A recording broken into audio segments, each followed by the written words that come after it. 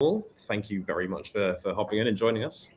This is our monthly public retrospective for Good Ribbit Productions, the company behind the Notorious Frogs of Frogland.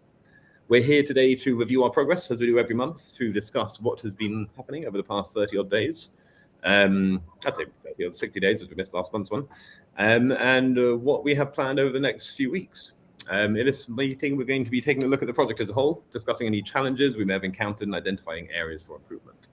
We're also going to be discussing our plans for the future, for the projects, for brainstorming new ideas with our community to build upon the success that we've had so far. So again, thank you for joining us. For those who have not yet heard of the project, we are Good Ribbit Productions, a web entertainment studio focusing on emerging technology to transform the way people look and enjoy the emerging technology in the digital economy that we're seeing in blockchain. We have a very passionate team of professionals from all walks of the entertainment, the technology, and the community realms. And over the past 2 years since creating this project, we've done some pretty awesome stuff. Starting, of course, in August of 2021, we sold 10,000 NFTs called the Notorious Frogs.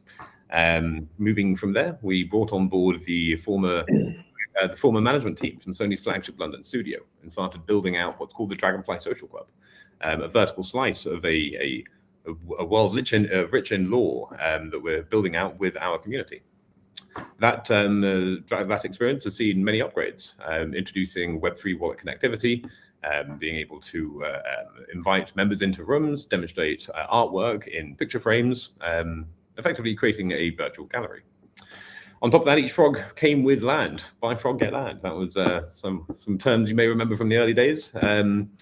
But with this land, we started to create what are called biomes, effectively the 7 different realms within Frogland that all has their very unique look. And these were demonstrated as WebGL experiences for users to be able to have their own private instances.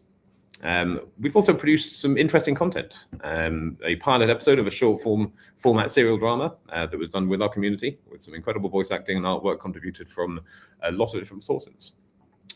We also created the very first mission-based series in a smaller game experience that we call Total Recall, which is a great, in fact, an award-winning Web3 game that has wallet connectivity, where you can then play as any number of the frogs that you have in your wallet, points, and a implementation of our backend infrastructure that ties together a number of different platforms. Because that is a very important thing that Web3 is desperately lacking at the moment. It's a topic for another day. But with this, Total Recall is a demonstration of a number of the tools and technologies we've been building on in the background for quite some time. That being said, we are also developing a lot of other code and infrastructure that is going to be demonstrated in a number of different ways, which we'll probably tuck into nearer the time. But that being said, that's a good little retro about the project at large. That being said, I'd love to pass over to Andy and to Matt, or Froggy Digital and Lollyhops, for a bit of a catch-up, because they have traveled across the country. And I'd love to hear a little bit more about how that journey was. Yeah, thanks, Ed. As a lot of you know, we've decided to move across the country and drive from DC to Los Angeles with our dogs in the car.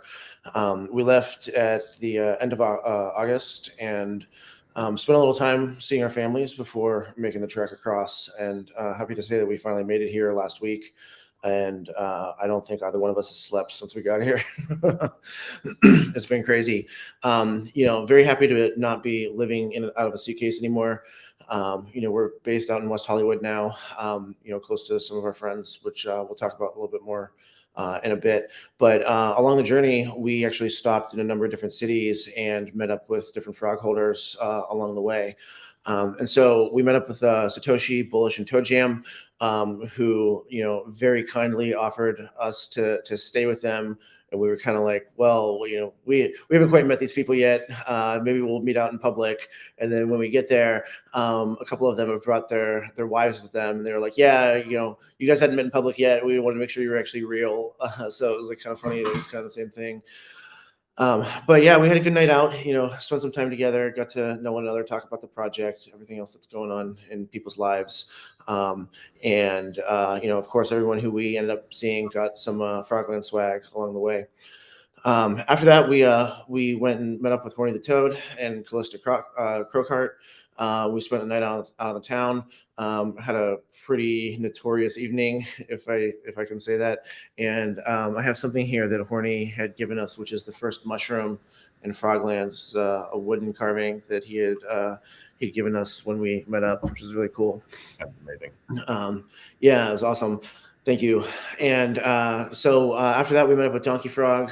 We had dinner and drinks, and we spent the entire drive there with Lolly reading me the Magic Guild website and comic, and I was like just laughing my ass off the entire time. And we're going to talk about that a little bit more later in the meeting. After that, we met up with Frog King. We got some very surprisingly good sushi for being in the middle of the United States and being landlocked, and had a good evening hanging out. We met up with Grandpa Frog, also dinner and drinks, and we talked a lot about the state of the market, the state of crypto in general, and hung out with the dogs at a brewery, which was really cool. And then after that, we headed out to Casa de Shrimp, where we spent a few days and met up with Bugs and Spoon, and met Spoon for the first time, met Bugs in person for maybe the second or third time, which is really cool. It's really interesting. We spend every day together, but since we're all remote, we don't get to see each other very often. So we've only really ever met a few times in person.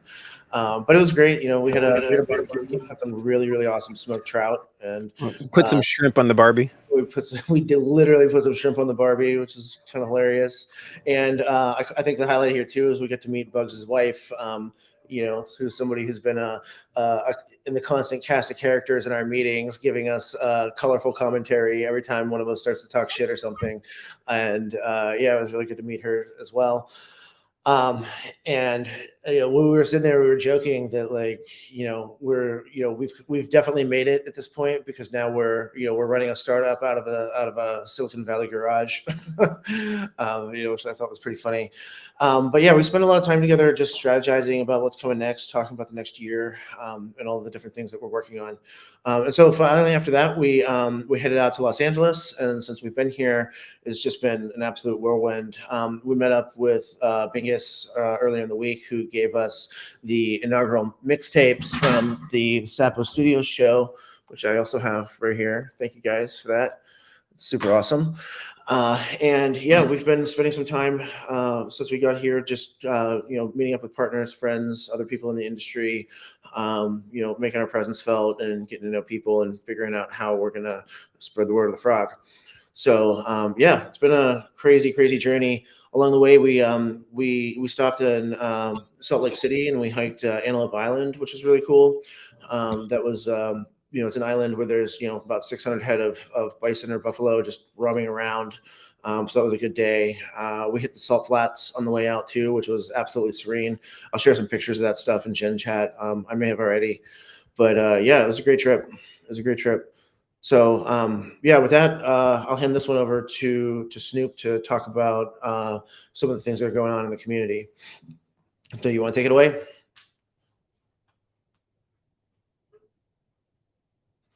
I think you're on mute. Oh, sorry about that. Yes, indeed. So, community, lots of good stuff happening. So we have a few interesting weeks ahead of us. Of course, we are over here in Amsterdam at the moment. Frogzilla and myself and Baby Frogtoria. We have a few events lined up over the next week or so, where we have actually holographic frogs on the show floor at Bitcoin Amsterdam. So Curve's an official sponsor of the event. So we actually have exhibition space where over the 14th and the 15th, we're going to be rubbing shoulders with a lot of the great names in the Bitcoin space, so they can see a little bit more about a lot of the cool stuff that we've been working on. So if anyone happens to be in Amsterdam for the 12th and the 13th, let me know. We can get you some tickets to come to the event. We're also going to be at the official after party for Bitcoin Magazine, which is also a pretty cool thing. So this is going to be with Magic Eden, where again, we're going to have some Frogland content up on display. And then on the following day, on the 14th, I think it is, we have Inscribing Amsterdam, which is an entirely different event that we're going to be demonstrating some tech off at. We have a number of satellite events that are going to be taking place around there as well. So we're out here spreading the word of Frog, so to speak. We have a few interesting ways in which we're sort of trying to do this. We'll touch on those in a moment as well. But absolutely, if you are in Amsterdam or near Amsterdam and can make it here, these are going to be some great events to head over to. And we'd love to see you if you can make it. So we also have some Frogtober stuff we'd love to talk about, which is a fun way that we have, again, been spreading the word of Frog. This is going to be something that we've started testing already. I think a few of you have already seen a few of the results. In fact, Molly, would we be able to do a little screen share and we can give some people an idea of what we're talking about? So we have DALL-E 3. I say we have. The world now has access to DALL-E 3. And DALL-E 3 is some incredible AI technology. So what we're trying to do is to build a way of creating different style of Notorious content and using the latest in AI and working with different communities outside of the ones directly that we have access to as a way to sort of raise our awareness. So we've reached out to a number of communities and we're challenging them. And in fact, this challenge is open to everyone, not just select communities. And if anyone here wants to take part, you're more than welcome to. In fact, we'd encourage you to. But you could go to DALL-E, which is bing.com/create. I know, I can't believe those words are coming out of my mouth, but definitely bing.com/create. Sign in with a Microsoft account and you will get 100 free credits. And those free credits will allow you to create some cool pictures. I think you get 4 pictures per credit. Now, it creates absolutely stunning artwork. I mean, you can probably see from the screen share the sort of images that we're able to generate with this thing. So the idea here is not only raise awareness for Frogland and the Notorious Frog Vibe, but come up with some interesting content that other communities are able to create using AI. And then we can start filtering through and selecting what we find to be the most notorious. And with that content, we're going to try and train another model that will then be able to open up again to our community, to everyone, to then be able to create more and more notorious content. So it's a fun experiment, and one that, again, we're going to do over the course of October, or Frogtober, as we're calling it, as a way to sort of, again, raise awareness for what we're doing outside of Frogland. Because, of course, there's a lot of cool stuff happening, and content creation is a very important part of this space, and we have some incredible content creators and tools and technologies at our disposal. So us being able to create high caliber content and then work with that content and do stuff with it quickly, I think is a thing that could set us apart and will be a great focus for us to be able to, again, raise awareness through the bear, because there's a lot less noise in this market, which is both a good and a bad thing. And I think if we can use that to our advantage, then we're certainly going to be able to keep current, keep relevant, and keep doing cool stuff that's always going to be front and center. So Frogtober is something that we're really rather enjoying. I don't know if you wanted to talk a little bit more about art department type stuff or what's going to be taking place soon enough, but I'd say those are the most important things that you should keep an eye out for with the sort of Frogtober focus, just spreading the word. So anyway, you see any cool content, I would ask that you like and you reshare. We also have another way that we are supporting cool artists and partners and members of this Web3 space that we've been focusing on its attributes, which was the First Light collection. Now, in fact, we've been working with Iron Complex, the artist from OnlyForce, to create some impeccable art that he's actually bringing to Bitcoin. And we've been helping him on that journey, again, to build relations and keep working with wonderful people. And so if you keep your eyes peeled over the course of the next 24 hours or so, you may start to see some incredible stuff by Iron Complex coming to Magic Eden. So I'd say from a community focus, we realize the next month or so does need to really focus on finding the best people who are creating the incredible content and then finding ways that we can bring them into this new platform, this ecosystem that we're starting to develop out in Los Angeles.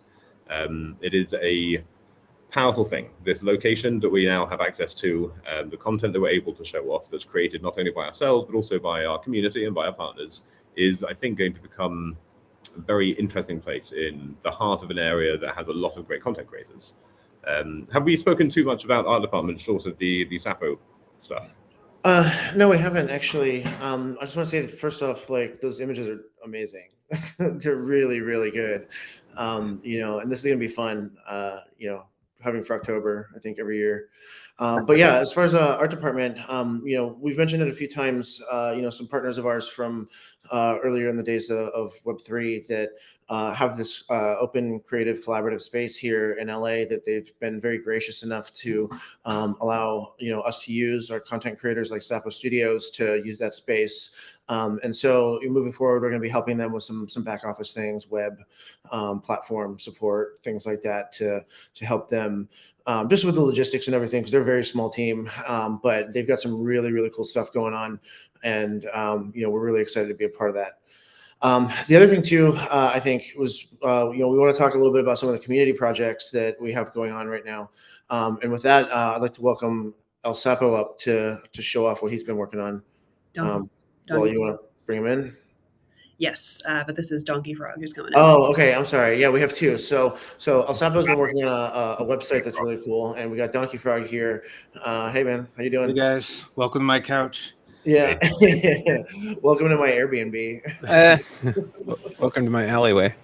Yeah, it's good to see you. So yeah, we want to bring you on just to talk a little bit about the Magic Guild website. Lolly and I were going through it on the trip, and it's super awesome. Like all the content, and everything that went in there. Are we going to show it off here, or do we want to just talk through some of the content itself? Yeah, we can look at it. Yeah, Donkey, you want to tell us a little bit about how this came together? Sure. We were just in the Discord one day talking about Frogland or something, and I was just curious, and I looked up Frogland, in a search engine, and it's Frogland.com is actually a accounting firm, and I was like, oh, that's interesting. And then so I just started looking at the other domains that Frogland was listed under, and it just got me curious if there were any still available. So I like, Frogland.us or Frogland.us, like Snoop called it. So and then so I picked it up, and then I was like, we have all this content from the Magic Guild, and I figured that'd be a good way to showcase it and kind of collect it and put it together. Yeah, and you built the site yourself, right? Yeah, built it myself. Yeah. Then this is your first one that you've made like this? I did a little bit back in the day. So, I mean, I guess it's like the cheaper way to make a website, because you get the domain, you get do some hosting, and then you just program it and put it out there. Mm-hmm. So anytime you start buying those subscription services, it gets a little bit expensive. Yeah, it's also like very time consuming to build one from scratch using like JavaScript tools and things like that. Yeah, I didn't put a lot of job. It's pretty basic, but it'll get the job done so far. I might mess with it a little bit more. So yeah, well, I mean, it's awesome. I love it. Like, there's a ton of content on there just in general, and I think like I've been watching you drop all of the pages from the comic that you've been working on, but this is the first time that I've actually seen the whole thing pulled together, and the story is awesome. Like, I really liked how you managed to weave in all the different pieces of lore and everything in there. What led you to decide to do this?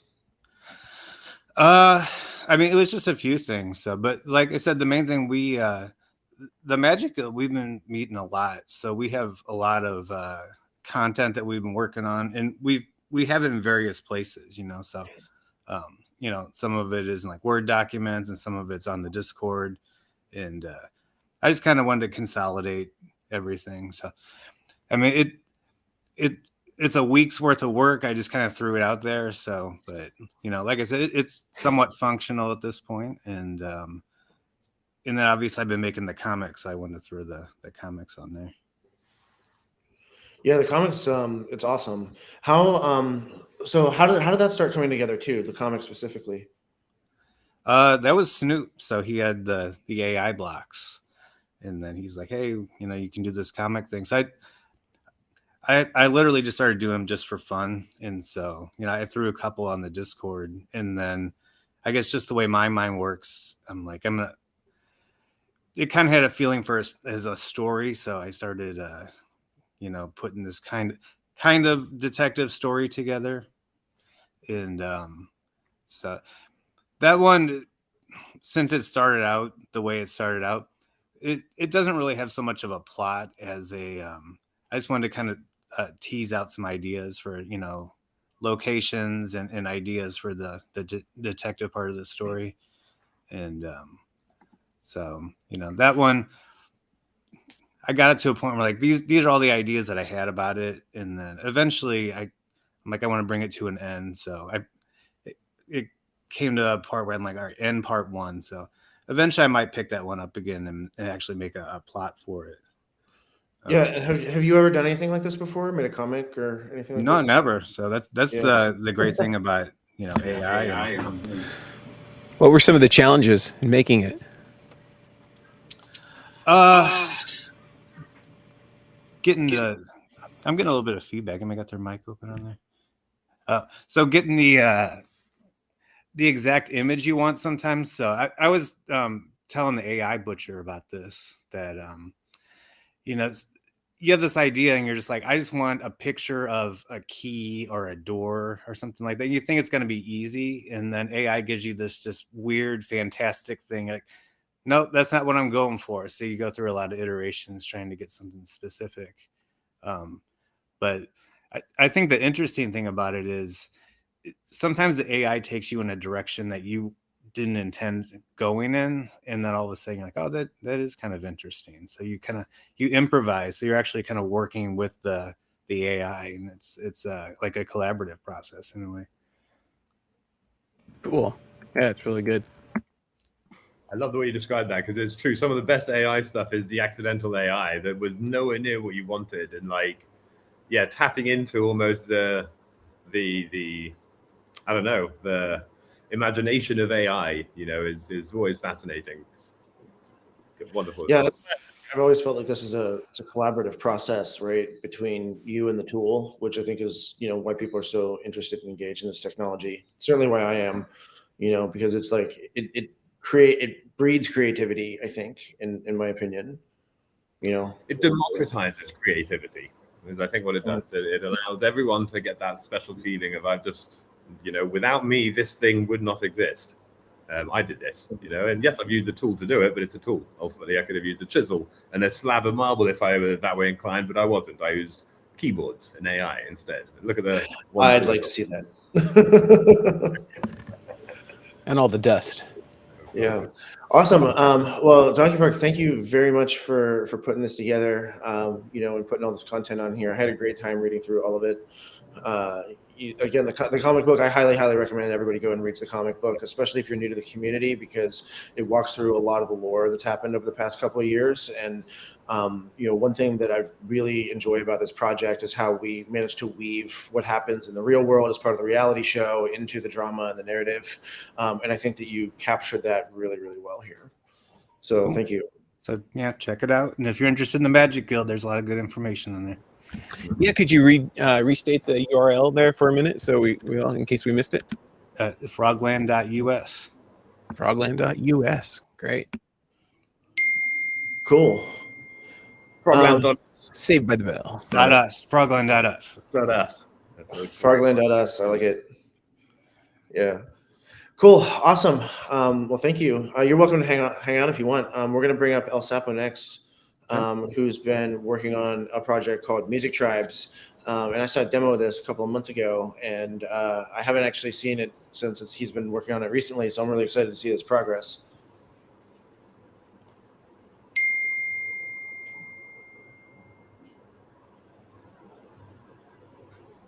Hey, how you doing, man? Hey. Good to see you. I think it's the first time I've ever seen you on video. Nice. Yeah, I think it's also my first space or town hall or anything live. So Yeah. It's great to finally meet you guys like this. Yeah, you too. So do you want to give us a high level overview of the project that you've been working on? Yeah, sure. My intention with the project was that at first we're generally used to in Web 2 platforms to the content that we see as users is being decided by the platforms. If you go to Spotify, you see the recommendations that you get and everything. It's decided by algorithms from the platforms, YouTube, Twitter, anything, any Web2 platform. The content is decided by the platform, the algorithms. So if you're a content creator, if you're an artist, I specifically did this for music.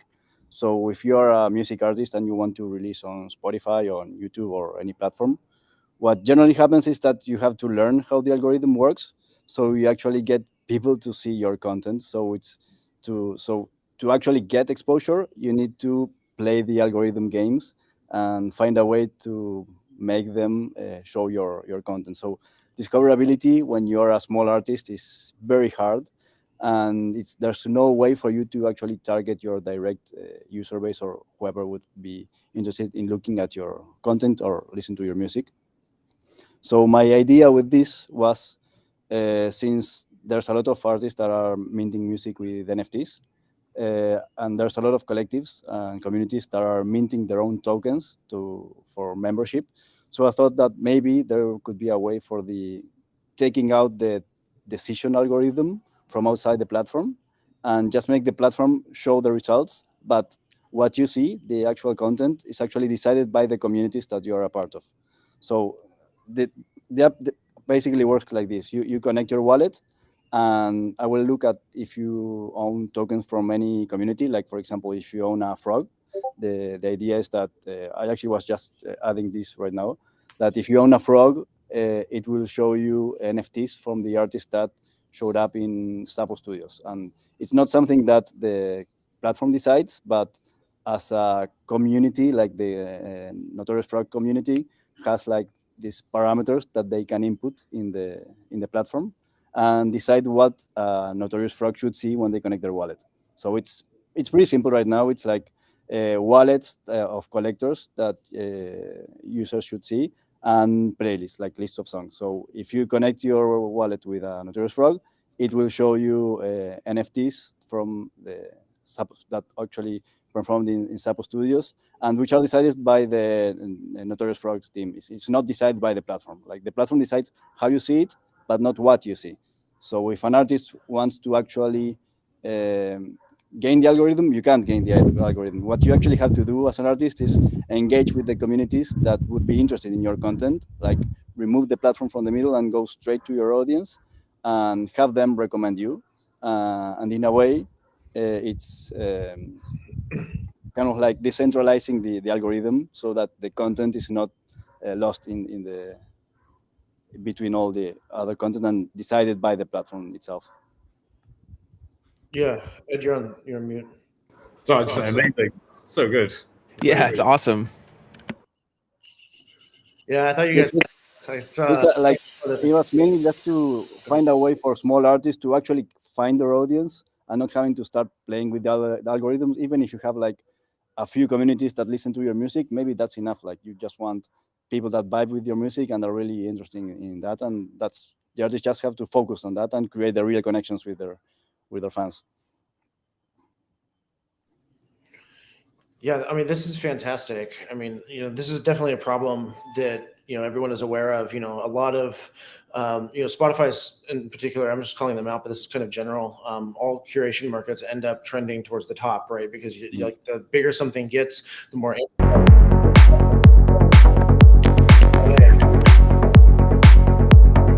Losing time, too damn scared of my mind. When it's clear, close my eyes, watch this fade one more time. Yeah, when you open the tab for the artist, it will just start playing the Yeah. I was like, was that intentional? It's a great track. It's a really great track. I thought I had it muted. Apologies. Yeah, you're good. Yeah, actually, you mute the Pull us site, all out of the pond. it does not work because it just opens a new tab, so it will. Yep. Wait, was that your track, El Sapo? No. I didn't. I don't have any tracks to upload. Yeah, that was Lolly's while it was connected. That's so just somebody who's made some awesome music, in the Web3 space. Yeah, there's a lot of great music. Yeah, it's like Web3 SoundCloud. Yeah, that's a great way to put it. I think, like, so this is live now, right? Like, you've launched this, right? Not officially, but it's live. It's the code is working and it's on the site. I haven't officially. I'm not officially showing the communities that are actually curating all this content, but yeah, you can actually enter and and use it. And there's only a few communities right now that I input the parameters there. So if you don't own the tokens from any of those communities, it will just show like a combination of all the communities that are in the site. But yeah, the idea is to show more transparency on that, and actually show you like the song that you're being recommended is from which community you're getting that recommendation from. And there's another aspect of this is that this is an aggregator for music NFTs. Like it's not a platform where you mint or anything. It just picks up from a lot of minting platforms for music NFTs. And some of them give you referral fees. So ideally is that if a community suggests recommendations and you mint that NFT, it will give a 5% referral fee to the community that recommended that. And that's something that I didn't implement. It's something that it's implemented by these platforms. I'm just passing along the information of who should get the referral fee. Nice, awesome. Yeah, it's pretty awesome. Yeah. Yeah, this is cool. I mean, I'm not gonna lie. I've been meaning to spend more time with music NFTs in general, and I just haven't had time. And so, like, I want to go here just so I can, find stuff, right? Yeah, what I think is actually very cool with music NFTs and Web3 and music in general is that they already have these big communities artists. So NFTs are just a way, a new tool for them to engage with them and make it more interesting. So it's kind of like it has to work because they already have their community set up. Mm-hmm. Yeah.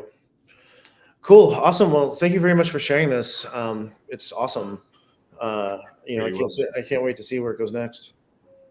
Yeah, really incredible. Really impressed. Keep it up. Yeah. Yeah, it's awesome. Thank you for showing. Fantastic.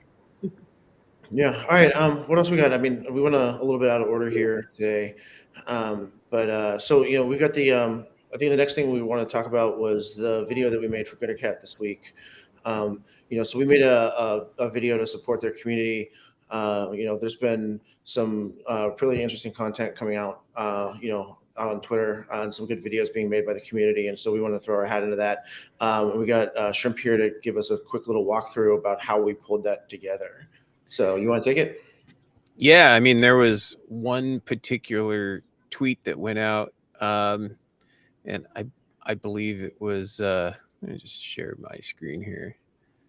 Well, I love it. Oh, permissions. I guess my browser doesn't have permissions to share. That's a bummer. If you send it to me, I can share it. How do I send that to you? It's just that one right hand. I think I can find it. Okay. Why don't you talk about the tweet, Matt? Well, I get this. Yeah.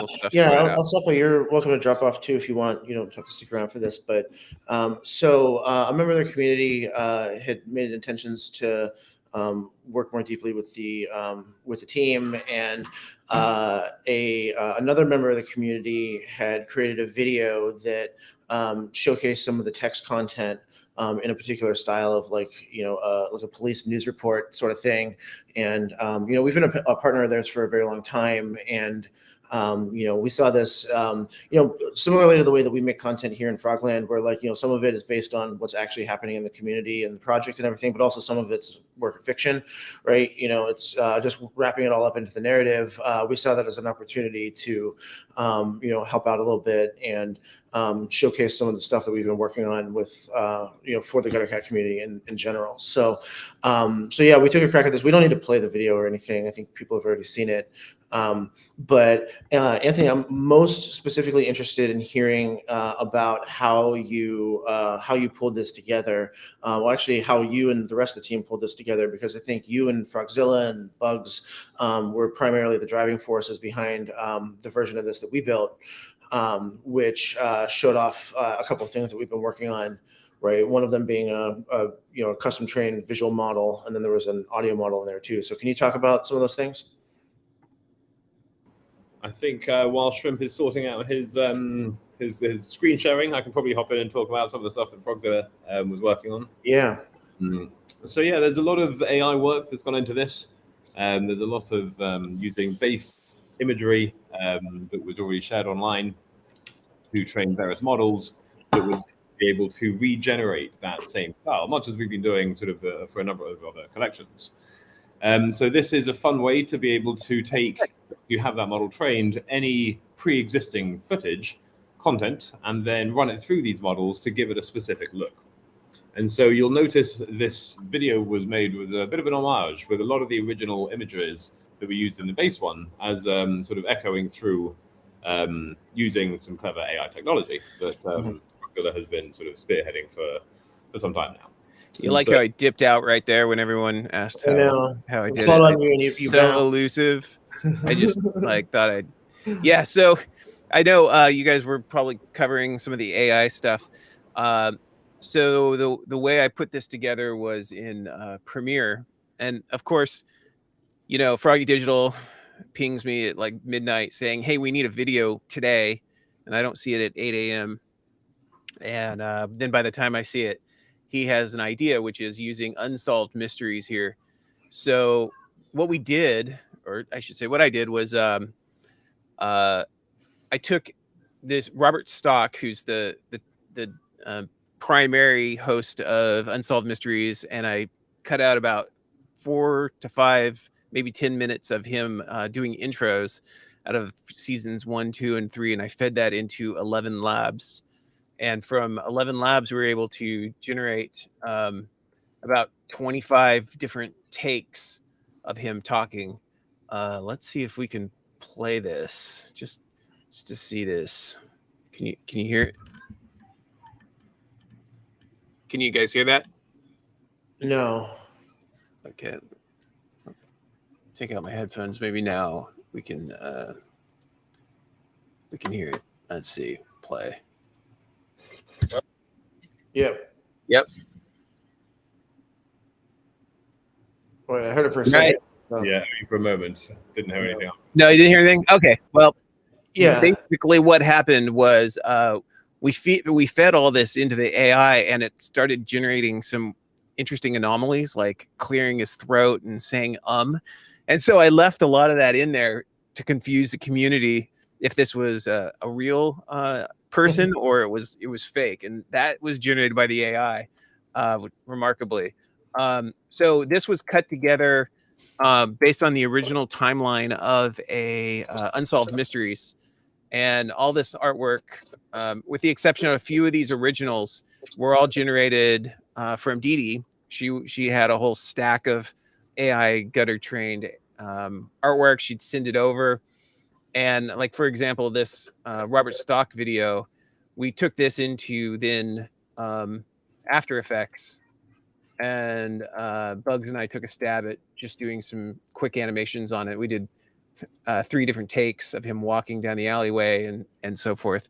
So very much South Park style, but we only had 20 hours to do this entire thing, so we had to move really fast. And then I chopped up all the AI pieces down here at the bottom, kind of eased them in and out, and balanced them all with the text on top, which I found. The text was from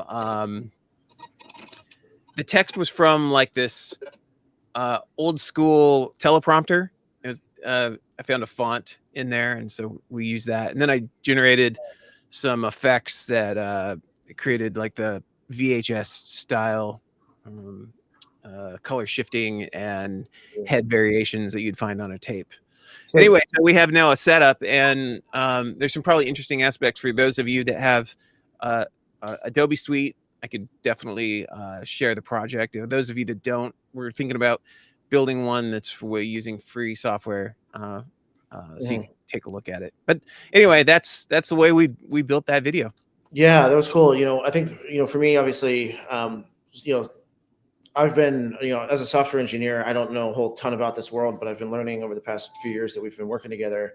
And something interesting when we were talking through some of this was like how many audio takes you had to do with the AI. And like, I made the point that it was actually kind of interesting or similar to working with a real actor, and then Bugs was like, yeah, except that you can tell the actor exactly what to do. Right. And so like, you end up with these like, oh my God, this sentence was really awesome here, and the tone is right on this one, but not on that one. And so like, you had to put an awful lot of effort into stitching all this stuff together, right?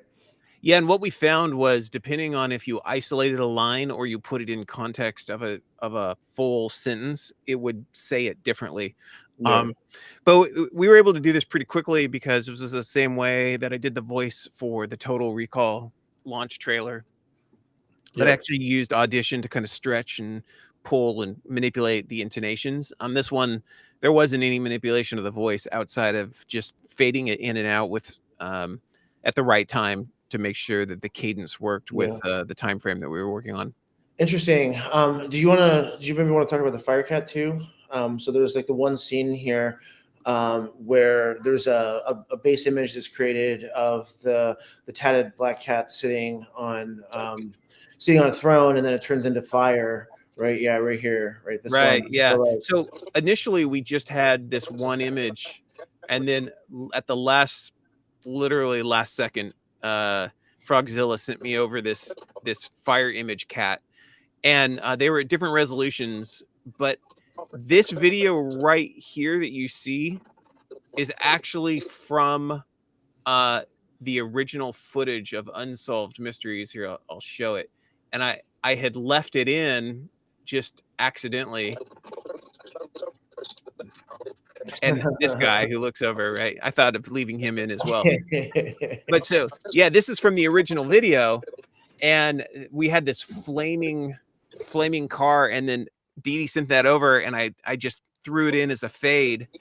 And it actually took a lot longer than I had anticipated to line it up. But it worked really well once we got it to this edge. And I don't know, it was just telling the story of this flaming thread going on, and it felt like it was apropos for the thread. maybe a little provocative, but that's okay. Yeah, We're notorious for nothing. We're the NFers, right? Everybody's it's all fun games, right? I mean, this is basically like Web3 loves this type of thing, right? I love this type of thing. It was very fun to make this. So yeah. Yep. Purely a work of fiction.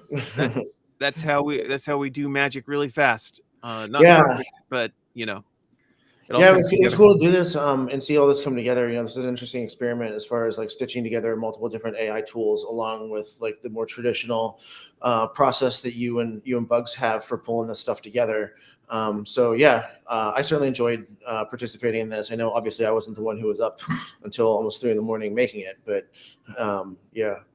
Well, that was just the first take. Yeah.